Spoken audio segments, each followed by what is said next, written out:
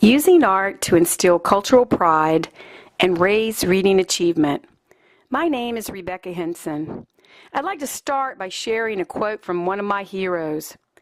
Kailash Satyarthi and his team liberated over 86,000 children from child labor, slavery, and trafficking in India.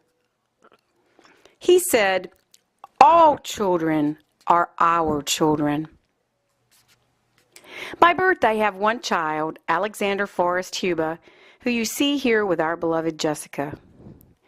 But I have 822 more children at South Grade Elementary in Lake Worth, Florida, where I've been teaching for 18 years. I teach the art of Central America, North America, and the Caribbean to instill cultural pride and raise reading achievement. For me, it's personal. My students want to learn about their heritages. They're always asking, "Miss Henson, when are you going to do Honduras? When are you going to do El Salvador?" In my familial culture, my father taught us that we were just as good as anyone. "We all put our pants on one leg at a time," he would say. My mother taught us to build people up, not tear them down. She said to look for the good in everyone. So I try to embrace the good in every child and embrace the good in every culture as reflected in its art. All cultures have art. Japan, Russia, Canada, United States of America, Cambodia, Finland, Italy, Nigeria, Mongolia, Australia, Mexico, China, Nepal, Egypt, England, India. All cultures have dance, music, and clothing. Bulgaria, Dominican Republic, Malawi, Ecuador, Brazil, Ukraine, Iran, Korea, India, Philippines, Russia, China, Scotland, Tibet, Turkey, Mexico. All cultures have rituals and religion.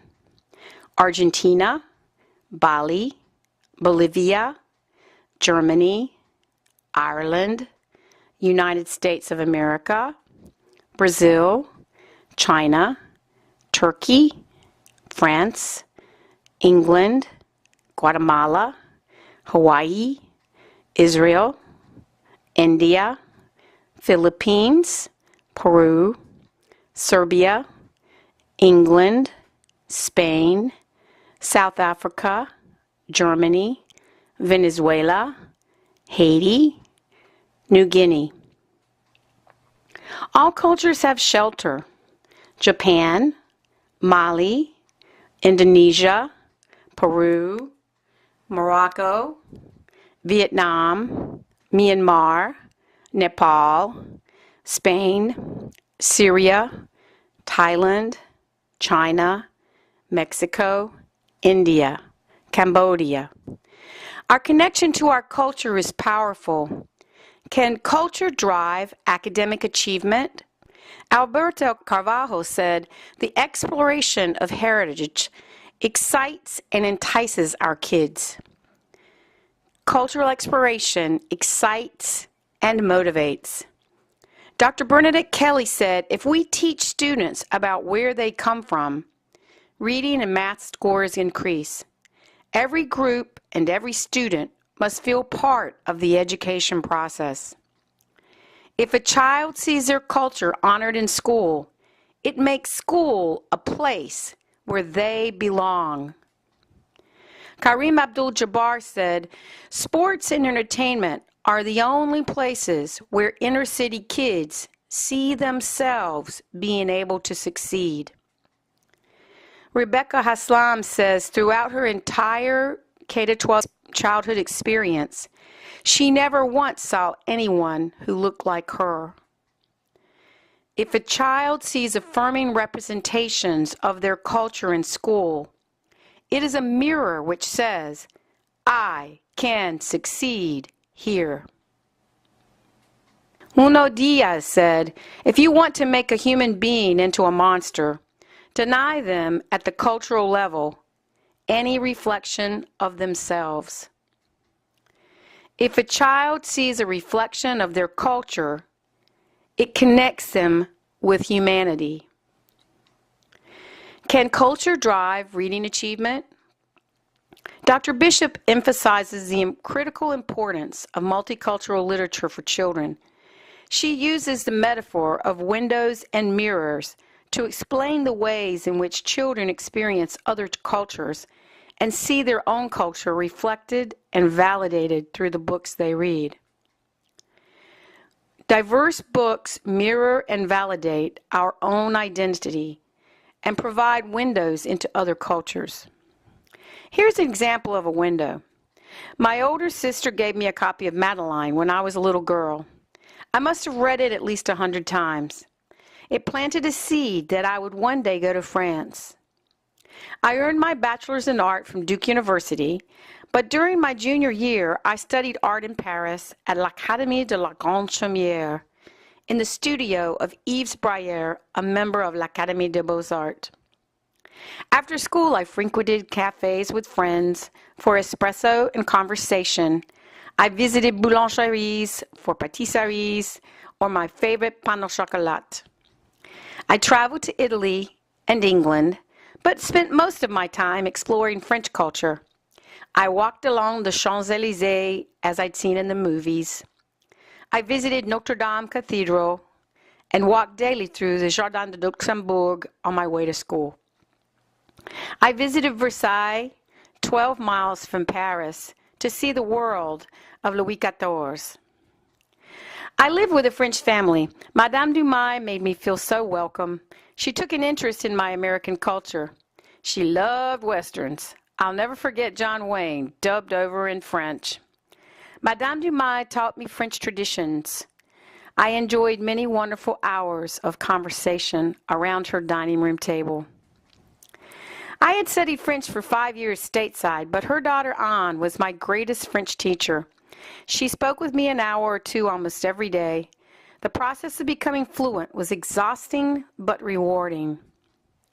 Monsieur Brayer welcomed us into his studio. He encouraged our progress, but Monsieur Robert was more hands-on. With his guidance, our drawings and paintings rapidly improved. Far from home, my French family and teachers embraced me with such warmth. They made me feel that I belonged. They told me that I could succeed, and I believed them. Because they believed in me, I believed in myself. The window that one book opened for me greatly enriched my life. In Paris, at Le Musée du Louvre, I studied European classics. Venus de Milo, Nike of Samothrace, Van Eyck, Da Vinci, Van Dyck, Rembrandt, David, Canova, de la Tour, Rubens, Gainsborough, Cagliari, and Ingres. At Le Jeu de Paume, I studied French Impressionist and Post-Impressionist, Manet, Monet, Degas, Renoir, Van Gogh, Gauguin, and Cézanne. What I learned was that what a culture loves most is always reflected in their art. In essence, art reveals the soul of a nation. My background was useful for teaching European art to children of European ancestry at Plantation Key School in the Florida Keys, but that art did not reflect the cultures of children at South Grade Elementary in Lake Worth, Florida, where 80% of my students are English language learners. My South Grade colleague shared that when she arrived from Nicaragua, that she felt ashamed of who she was and where she came from. I thought, I can't let that happen to my students. What can I do? Well, I'm an art teacher. I'm going to teach my students about the art of their cultures. but no K-12 textbook existed for teaching the art of Central America and the Caribbean. But there were many scholarly texts. As I studied those texts, I taught my students what I learned using authentic art of their cultures. One day, I was teaching my kindergarten students about the art of backstrap weaving. Adam blurted out, "Mi abuela me corte," and he excitedly shared what he knew. When his teacher came to pick up her students, she exclaimed, "What happened to Adam?" I said, "What do you mean?" And she said, "He's in the silent phase." I said, "What's that?" She said, "He never speaks." But that day, Adam saw something that he recognized, and he wanted to share what he knew. Another kindergarten student, Tomas, never smiled, never spoke, and never looked you in the eye. For years, I tried everything to reach out to him, but nothing worked. In 4th grade, I taught his class about the art of Tecunuman, a Maya prince who fought against the Spanish conquistadors.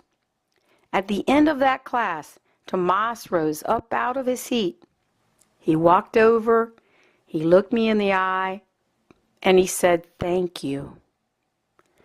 Of all the things that I had tried, it was the art of his own culture which spoke to his heart.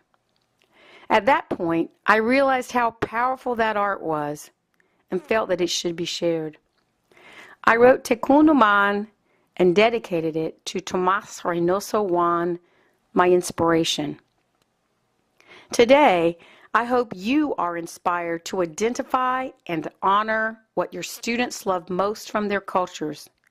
I hope the view into their worlds will enrich your life. On my journey, sculptors wanted to share their sculptures with children. Painters wanted to share their paintings with children. Scholars wanted to share their knowledge with children. Here's an example. In addition to serving as the Dean of Yale, Dr. Mary Ellen Miller co-authored The Gods and Symbols of Ancient Mexico and the Maya. I studied her book before writing Legend of Tenochtitlan. On the title page, I list her book as a source, and I list her as art history consultant because Dr. Miller was kind enough to check my book for accuracy. Other scholars edited additional texts. Dr. Dubois, Dr. Era Peralta, Dr. Gasser Escalin, Mr. Roebuck, Dr. Gamboa, Dr. Lederer, Dr. Ortiz Manaya, Mr. Bartolomei, Mr. Ronsky, Dr. Smith, and Dr. Gerard.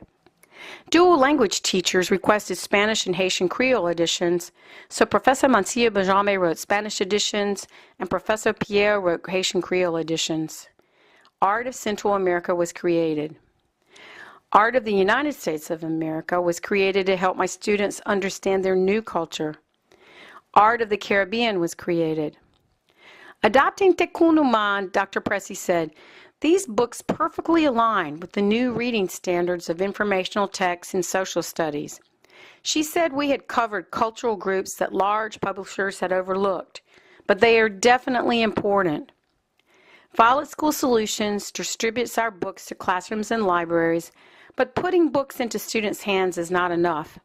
Our short, complex passages are perfect for teaching close reading, which utilizes repeated reading, annotation, collaborative conversations, and text-dependent questions. Fisher and Frey talk about 4 different depths of knowledge and 4 types of text-dependent questions of increasing complexity.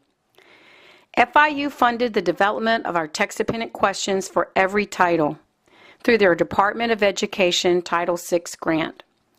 For those of you who teach the reading standards, I feel your pain. My Harvard-educated friend retired from teaching in New York City. Roy told me that my 5th grade questions were high school level. I told him, no, that's what they expect a 10-year-old to do today. 10-year-olds must analyze structure, author's craft, author's purpose, intertextual connections, and provide opinion with evidence or argument. As we know, the stakes are high. If a student can't do these scholarly tasks, they will never graduate. And what kind of life are they going to have in the United States of America without a high school diploma? I have a lot of skin in the game, and if you have dedicated your life to teaching, I know you do too. We must teach our students to analyze text. Their futures depend upon it. In my workshops, we delve deeply into Central American, North American, and Caribbean texts. Working in small groups, we focus on level 3 and 4 text-dependent questions. We can't expect students to answer these questions if we don't do it ourselves sometimes. So we actually do the work. I just led a workshop for Miami-Dade teachers. Their text analysis was brilliant. Let's explore Central American art. Tecún tells the story of the Quetzal and the Maya prince who fought bravely to defend his people. Long ago, a wise and brave prince led the Maya nation. His name was Tecún. He had many strong, brave warriors. They were skilled in battle. Sometimes Tecún sat on his throne, but often he and his warriors had to fight to defend the freedom of their people. His spirit guide, in the form of a bird called the Quetzal, always flew by his side. Far across the ocean, King Charles V of Spain had heard of the wonderful treasures of the Maya nation. King Charles sent one of his generals, Don Pedro de Alvarado, to conquer that nation and claim it for the Spanish Empire. Alvarado brought many armored conquistadors, horses, steel swords and lances, and guns. They were well armed to fight for their king. They sailed many weeks to reach the Americas. When they arrived, Tecún and his warriors fought bravely to defend their people from the Spanish invaders. During the battle, Alvarado struck Tecún in the heart with his lance. Tecún fell to the ground. The Quetzal flew to his dying friend, resting on the bloody chest of the prince. Since that day, the Quetzal always has a red breast. Saddened by the death of his beloved friend, he almost never sings. Like Tecún, to live he must be free. If caged, a Quetzal dies. Throughout Guatemala, Tecún is celebrated as the national hero. He is honored on carved masks. He is honored on coins. He is honored on currency called 50 centavos de Quetzal, named for his spirit guide, the Quetzal. He is honored on monuments. He is honored on sculptures. But most importantly, he is honored in all the hearts of people who remember him. When the Guatemala Maya princess attends our local Maya festival, her silver crown is adorned with jade stones and 3 Quetzal feathers. Backstrap weaving and los tejidos del telar de cintura show how the Mayas trim the fleece, spin the yarn, make blue dye with indigo leaves, make red dye from cochineal bugs, and make yellow dye from pecan petals to create a magnificent weaving with brilliant colors and patterns which reveal the weaver's birthplace. Backstrap weaving links the weaver to the great Maya civilization of their ancestors. Many of my students weave with the backstrap loom. It's a source of family income and great cultural pride. The Dance of the Deer and El Baile del Venado interpret the hunter's dance for asking Mother Earth's permission to take the life of a deer. Dancers dance as deer, hunters, hunting dogs, and jaguars to music of the marimba. The Dance of the Deer expresses the ancient Maya hunters' respect for Mother Earth and her creations. My students dance every year at our local Maya festival. When they see their dance honored in school, they beam with pride. The Aztec calendar stone and La Piedra del Sol reflect the astronomy and mythology of the Aztecs. It was laid upon the platform of the Great Pyramid of Tenochtitlan, before the two shrines of Huitzilopochtli and Tlaloc. Upon the stone, the Aztecs offered thousands of human sacrifices. The four rectangles of the stone represent four previous epochs, each with its own sun, which the Aztecs believed were destroyed by jaguars, hurricanes, floods, and volcanoes. At the center of the calendar is the sun Tonatiuh, which they believed presided over the fifth and current epoch. They feared that earthquakes would destroy him, obliterating the universe for all time if they displeased him. In each eagle claw, he clutches a human heart, meant to feed him as he travels across the sky each day. Creation of the Maya and La Creación de los Mayas explain the Mayas' belief about their creation. First, the gods made them out of clay, but when the rains came, the clay dissolved and washed away. Next, the gods made them out of wood, but their hearts were hard and they could not love, so the gods destroyed them. Next, the gods took white corn, black corn, and yellow corn. They ground it and mixed it with water to make dough, which they used to form people. That's where the beautiful color of the Mayas comes from. Legend of Tenochtitlan and La Leyenda de Tenochtitlan intertwine the legend and history of the largest and most powerful city of Mesoamerica. The Mexica people founded the city of Tenochtitlan on a small island in Lake Texcoco. The history of the city is linked to legendary gods and goddesses. At the beginning of time, Coatlicue, mother of the gods, gave birth to Huitzilopochtli, god of sun and war, who answered the cries of 7 human tribes, which were homeless. The sun god promised them a new home with abundant sunlight, water, and fertile land for growing corn. Huitzilopochtli first led the tribes to share the 7 caves of his sister, Malinosochil, goddess of snakes. The god, goddess, and their people all lived together in harmony until lightning struck a tree nearby, splitting it down the middle. Huitzilopochtli took it as a sign that he should choose the good people to go with him and leave the bad behind. After Malinosochil fell asleep, he and his chosen people slipped away quietly. When the goddess of snakes awoke, abandoned by her brother, she vowed that her nextborn would avenge Huitzilopochtli's trickery. Malinosochil gave birth to Copil. After Copil grew up, he challenged his uncle to battle. After slaying Copil, Huitzilopochtli hurled his nephew's heart onto a rock in the middle of Lake Texcoco.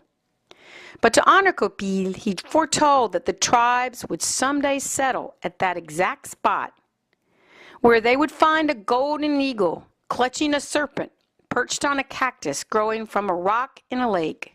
For generations, the tribes wandered until finally they reached the island of Lake Texcoco, which had formed around the rock where Copil's heart had lain. There they were amazed to see Huitzilopochtli once more, this time in the form of a golden eagle. He bowed to them and said, "Wanderers no more. This is your promised land. Here your corn will grow tall and your children will thrive." In his beak, he held his angry sister, the snake goddess Malinosochil. In 1345, at the site where the eagle had appeared, the Mexica people began building the Great Pyramid of Tenochtitlan. Tenochtitlan grew to be the largest and most powerful city of Mesoamerica. In 1519, when Spaniard Hernan Cortez arrived, Moctezuma welcomed him. Days later, Cortez imprisoned Moctezuma and took control of the Aztec Empire, but was later driven out by the Aztecs. A year later, the Spaniards and their allies retook Tenochtitlan after 3 months of battle. This victory marked the destruction of the city and the fall of the Aztec Empire. In all, the land of the Golden Eagle, had lasted almost 200 years. During Spanish rule, Mexico City rose above the ruins of Tenochtitlan. The Metropolitan Cathedral was built near the former site of the Great Pyramid. After 300 years, the Spanish withdrew, and the land of the Golden Eagle reemerged as Mexico. Let's explore Caribbean art. Cienfuegos architecture and La Arquitectura de Cienfuegos interpret the architecture of Cuba's sugar barons, which was influenced by Roman, French, and Moorish architecture. They created grand public buildings like the Government Palace and the Thomas Terry Theater. They created homes like the Palacio de Fera and the Palacio de Valle with its Phoenician, Moorish, and French towers, making Cienfuegos one of Cuba's most beautiful cities. Carnival Mask and Mascaras de Carnaval explore the fantastic costumes of the Dominican celebration. Prior to Lent, Carnival is a time of feasting, merrymaking, and parades full of naughty masquerading devils. The world is turned upside down. African slaves become Wampa, the African prince. Men become Roba la Gallina, the chicken thief. Dominicans celebrate their African and Taíno heritages. Both natural materials and recycled materials are used to make masks and headdresses. Calife criticizes social and political problems. Masked characters of Carnival celebrate the past and the present of the Dominican people. Jibaros celebrates the Puerto Rican pioneers who provided food for all. Big Puerto Rican plantations chose to cultivate sugar, tobacco, and coffee exports. Poor, illiterate country farmers, Jibaros, cultivated produce and raised livestock to feed the people. They are descendants of the Taínos who cultivated pineapples, yuca, peppers, peanuts, guavas, cocoa plums, pumpkins, palm tree fruit, beans, corn, tobacco, and cotton.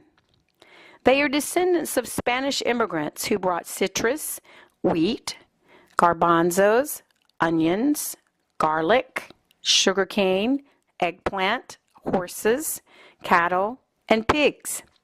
They are descendants of African slaves who brought coconuts, plantains, coffee, okra, yams, sesame seeds, peas, and bananas. Within the soul of the Jibaro is the rhythm of Africa, Europe, and the Americas. From the land it came, it is the beat of the Jibaro's heart. As I traveled to conferences and led workshops, Puerto Rican teachers were thrilled to see their homeland honored in this book. Independence and independence illustrate how a society of slaves became the independent state of Haiti. The original inhabitants of Haiti, the Taínos, farmed, fished, and hunted. After Christopher Columbus claimed the land for Spain, the Taínos died from harsh slave labor or diseases. As many as 1 million Africans were imported to cultivate sugar, tobacco, indigo, coffee, and cotton.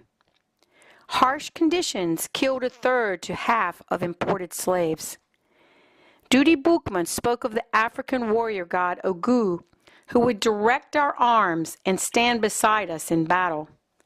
Upon a given signal, the slave rebellion began. The rebels marched against cannons and guns, but prevailed. As slaves revolted, Spain, France, and England fought for control of the colony. With the French promise to end slavery, Toussaint Louverture led the Black Army to win the island for France. Later, Napoleon sent Leclerc to reinstate slavery. After Leclerc rid the island of Louverture, Jean-Jacques Dessalines led the Black Army to victory against the French, establishing the first free black state of former slaves, giving hope to every black slave of the world that they too someday might be free. When I present at the Haitian Book Fair, My adult audience is familiar with this history, but it is the art which leaves them mesmerized. Francisco Oyer reveals the paintings that help define a national Puerto Rican identity. Oyer painted the mountains, the valleys and plains, the fruits of the land, plantains, coconuts, palm tree fruit, and pineapples. At a Bacchine, Hebrews keep vigil all night, celebrating at the wake of the little angel. Hebrews sing, drink, and play music. Lovers embrace, children play. No one weeps for fear that their tears might wet the wings of the little angel on its flight to heaven. An old man bids farewell to the dead child surrounded by flowers and lace. The Bacchine is still observed today by many Hebrews who celebrate life both in good times and in bad. Francisco Oyer painted best what he loved most, his island home of Puerto Rico. Citadelle La Ferrière and Citadelle La Ferrière tell the story of the largest fort of North America. The story is intertwined with the birth of a slave child, Henri Christophe. At 7 years of age, he served a mason. Later, he served a French soldier and an innkeeper from whom he would buy his freedom. He helped Toussaint Louverture defeat the English and the Spanish in battle, claiming the island for France. Later, he helped Jean-Jacques Dessalines rid the island of the French once and for all. He was crowned king of the Kingdom of Haiti, where he built the Citadelle La Ferrière to withstand the threat of French invasion that would bring slavery back to Haiti. They say he often worked on the citadel through the night, accomplishing more in one night than all the other workers did all day. This fortress is a testament to the black slaves who seized their freedom. Buried inside lies the slave child who rose up to become a king. Let's explore the United States of America. The United States Capitol and El Capitolio de los Estados Unidos narrate history as illustrated by the art and architecture of the Capitol. Ancient Greece and Rome inspired the architecture of the Capitol and the republic that the founders created. A bronze statue, Freedom, crowns the dome. Justice upholds the Constitution. America is founded upon the Declaration of Independence, and hope anchors her trust in God. George Washington rises to the heavens with liberty, victory, and 13 maidens representing the original states. After the colonists war with her tribe, Pocahontas is baptized and marries John Rolfe. The Pilgrims pray en route to the New World. Delegates sign the Constitution. In settling the West, pioneers travel through the Continental Divide as they look ahead to the Golden Gate. They believed that the United States was destined to extend from the Atlantic to the Pacific. Liberty and Libertad explain how the 13 colonies declare their independence and fight to defend the United States of America. After Great Britain levied taxes on imports, the colonists rebel. The Boston Massacre and the Boston Tea Party ensue. King George responds by sending General Gage and his troops, which leads to battles in Concord and Boston. The Continental Congress signs the Declaration of Independence. A new flag is created. Yankee Doodle is adapted from a British battle song. With Washington's army down to 5,000 soldiers, they crossed the Delaware River, capturing 1,000 enemy soldiers in Trenton and defeating the British at Princeton. Americans continue to fight hard, but lose Philadelphia. After the British surrender in Saratoga, France joins the Americans. In Valley Forge, 1 out of 4 soldiers dies. French, Spanish, and Dutch allies rally behind the Americans. John Paul Jones, captain of Bonhomme Richard, orders, "I have not yet begun to fight." The British surrendered to the Americans at Yorktown. When Cornwallis, second in command, General O'Hara leads his army to surrender, he apologizes for the absence of Lord Cornwallis. Washington remains in the background on a brown horse and sends General Lincoln to accept the sword of Cornwallis and direct the British troops to ground their arms. Cornwallis frequently appeared in triumph at the head of his army, but he shrinks from participation in their degrading surrender. Washington and the Continental Army ride triumphantly into New York City. Washington resigns his commission, establishing a civilian authority over the military. Led by George Washington, the Constitution is signed, making it the supreme law of the land. The Statue of Liberty and La Estatua de la Libertad illustrate the construction and meaning of liberty enlightening the world. The story of the monument begins with the American Revolution. The French Marquis de Lafayette served in the Continental Army under George Washington. He convinced King Louis XVI to send money, soldiers, and warships. With help from the French, the Americans seized their liberty from Great Britain. But some people still lacked freedom. Slavery would divide the nation into free and slave states. During the American Civil War, Lincoln ordered that all slaves in the Confederate States be freed. Later, the 13th Amendment outlawed slavery in all states. Edouard de la Boulaye and his French committee helped newly freed American slaves. He suggested that France and the United States create a monument like the Roman goddess Libertas, commemorating freedom. Frederick Bartholdi began working on the statue with money from French citizens. He displayed the bust in Paris. Models of the statue and tickets to watch construction were sold. Bartholdi created the arm, which he displayed in Philadelphia and New York to raise funds for the base. Visitors paid 50 cents to climb to the balcony. Bartholdi created broken chains symbolizing freedom. Alexandre Gustave Eiffel designed the statue's skeleton. Richard Morris Hunt designed the pedestal. Bartholdi sculpted the statue's skin by hammering copper sheets onto a wooden framework. He sculpted the date of the signing of the Declaration of Independence. 7 rays of the crown represent the sun, the 7 seas, and the 7 continents. The torch symbolizes hope, which liberty brings to the world. The Esair arrived in New York with 214 wooden crates holding the disassembled statue. After the pedestal was completed, the statue was reassembled. Inscribed on a plaque in the base of the statue is the New Colossus, written by Emma Lazarus. The Statue of Liberty has welcomed millions of immigrants to the United States of America. The Statue of Liberty enlightening the world proclaims the importance of freedom to all humankind.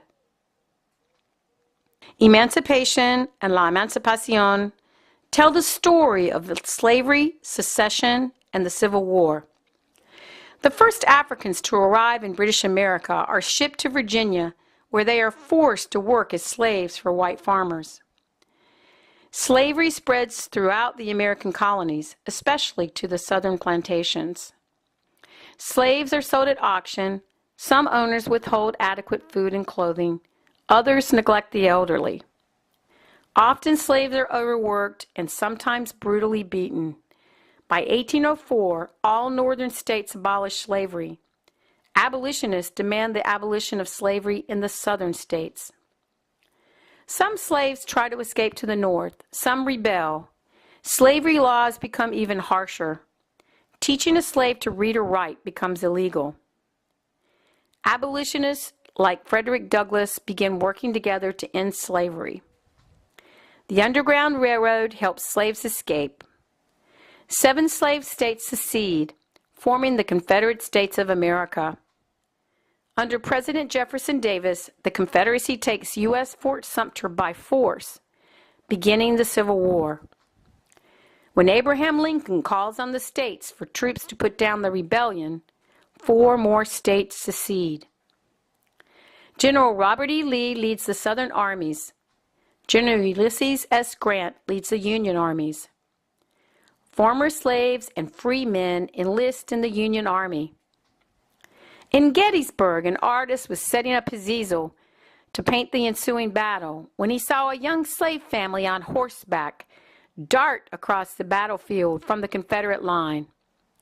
Clutching her infant tightly, the mother looks back, thinking they'll be shot, but the father, grasping his toddler son, looks forward to freedom and safety for his family.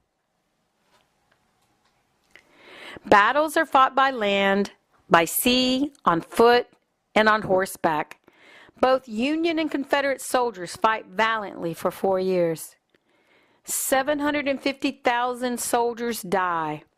In border states, the war pits brother against brother and father against son. Robert E. Lee surrenders. As a sign of respect, Grant permits him to keep his sword and horse. President Lincoln visits Richmond, Virginia, and fulfills an item on his bucket list. He wanted to sit in the chair of Jefferson Davis in the White House of the Confederacy. When black workmen bow to him, he tells them to kneel to God only and thank him for the liberty you will hereafter enjoy. Prior to his assassination, Lincoln helped persuade Congress to pass the 13th Amendment, which outlaws slavery in all states. It is adopted on December 6, 1865, ending 246 years of slavery in the United States of America. Native American and Lo Nativo Americano show beautiful woven, beaded, painted, and carved works used in daily life. Native Americans migrated over 13,000 years ago, forming many diverse tribes, which believed that plants, people, animals, land, water, and sky all had spirits. Respecting the raw materials of nature, they converted them into useful, decorative, and ceremonial objects. Teepees, clothing, rugs, cradle boards, quivers, lance cases, shields, drums, baskets, masks, dolls, paddles, pots, totem poles, boots, necklaces, headdresses, and war bonnets. Quilting and culture interpret the role of quilting in American life. The American block quilt is a uniquely American art form. Quilt blocks are made of pieces of cloth sewn together to make a pattern. Often quilts commemorate a marriage or birth, leaving a community, freedom, or even death. Women could not own personal property in any states until 1839, but they raised money for worthy causes by selling quilts at festivals and bazaars. Women supported abolition of slavery through their Underground Railroad, slave chain, and North Star quilts. As soldiers went to war or families settled the western frontier, additional quilts were needed. Friendship quilts were made of blocks with messages from those left behind. Quilts were made as raffle prizes to raise money for both the Union and Confederate armies. The Women's Christian Temperance Union publicized alcohol's threat to the family. They charged 10 cents to add a signature to their quilts, which would be raffled off. Their quilts were often blue and white. This pattern is called Drunkard's Path. The WCTU also supported an 8-hour workday, prison reform, vocational training, child care, and women's right to vote. American block quilts gave women a voice in a world in which they had no voice. The art of our students' cultures is amazing. It's beautiful. It reflects what their cultures love most. It's a powerful resource for teaching students to analyze text. As we share that art, may our students rejoice in who they are and where they came from. May they know that school is a home away from home, where their culture is respected, a place where they truly belong, a place where they can succeed.